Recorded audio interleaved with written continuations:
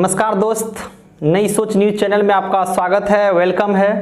मैं हूं वीरेंद्र कुमार बीरू।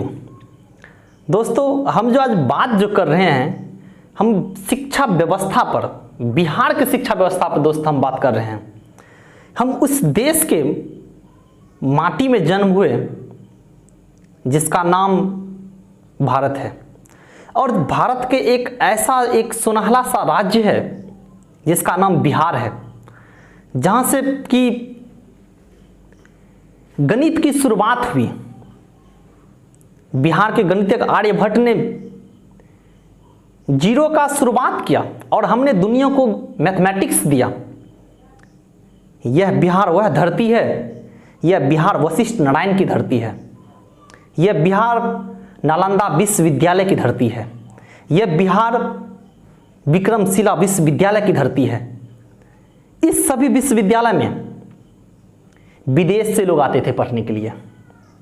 लेकिन आज क्या हुआ है, वर्तमान में अगर हम शिक्षा व्यवस्था की बात करें तो शिक्षा व्यवस्था जो है बिहार राज्य की काफ़ी लचर व्यवस्था हो गया है, काफ़ी कमजोर हो गया है।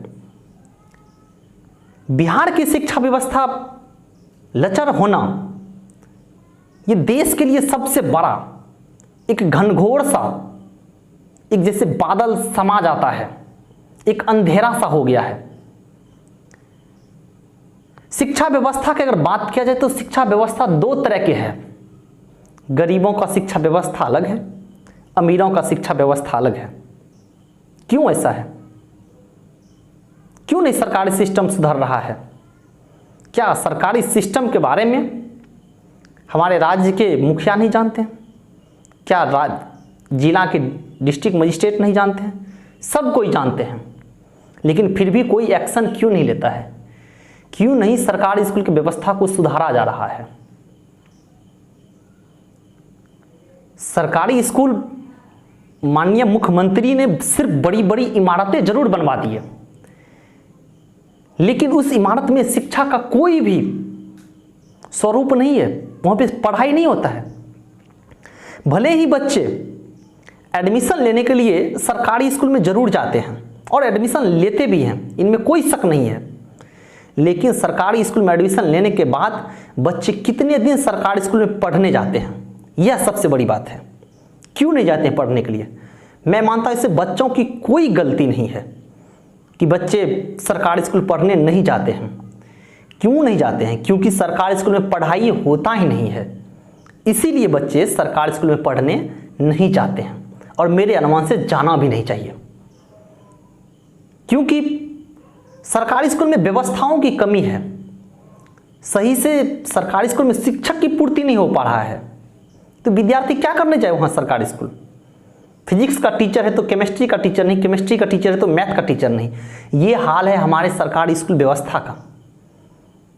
कैसे सरकारी स्कूल में पढ़ने के बच्चे जाए और क्यों जाए पढ़ने के लिए? निश्चित तौर पे हम कह सकते हैं सरकारी स्कूल से अच्छी सुविधा प्राइवेट में देते हैं, और यहाँ से बच्चे जाते हैं प्राइवेट में पढ़ने के लिए। जिनके गार्जियन की आय अच्छा है उसके पिता उसे प्राइवेट स्कूल में पढ़ने भेजेंगे, और जिन बच्चों के पिता का आय कम है वो सरकारी स्कूल में ही पढ़ेंगे। इससे पता चलता है कि शिक्षा व्यवस्था दो तरह के हो गए हैं, अमीरों के लिए अलग शिक्षा, गरीबों के अलग शिक्षा हो गए हैं। क्यों? अगर बिहार में शासन प्रशासन के पुत्र पुत्री, बेटे एवं बेटियों दोनों जाए सरकारी स्कूल में पढ़ने के लिए, क्या शिक्षा व्यवस्था नहीं सुधर सकता है? बिल्कुल सुधर सकता है, लेकिन ऐसा नहीं होगा, क्योंकि ये सिस्टम का पार्ट है और ये चलता रहेगा। सिर्फ सरकारी स्कूल की इमारतें बना देने से शिक्षा व्यवस्था अच्छा नहीं हो जाता है, ये मानना पड़ेगा आपको। उसके लिए शिक्षकों को आपको बहाली करना पड़ेगा, अच्छे शिक्षकों को आपको लाना पड़ेगा, तभी आप शिक्षा को दुरुस्त कर सकते हैं, अन्यथा आप शिक्षा को कभी दुरुस्त नहीं कर सकते हैं। बिहार भले ही सबसे ज़्यादा आईएएस बिहार के ही लड़के बनते हैं, आईपीएस बिहार के लड़के बनते हैं, सबसे ज़्यादा गवर्नमेंट सर्वेंट में नौकरी करने के लिए सबसे ज़्यादा बिहार के ही लड़के जाते हैं, लेकिन वो बिहार में प्राइवेट सेक्टरों में पढ़ के जाते हैं। हम ये नहीं कह सकते हैं कि सरकारी स्कूल के शिक्षकों को नॉलेज नहीं है, नॉलेज है महोदय, लेकिन नॉलेज से ज़्यादा अपने सरकारी स्कूल के टीचर पर कई और अन्य तरह के बोझ दे दिए हैं। पढ़ाई से ज़्यादा कई अन्य तरह के बोझ दे दिए।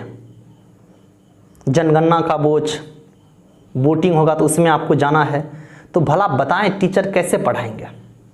ये सारा काम अगर शिक्षकों से होता है तो हम, अगर शासन चाहे, प्रशासन चाहे, अगर माननीय मुख्यमंत्री नीतीश कुमार चाहें तो हम शिक्षा व्यवस्था को सुधार सकते हैं।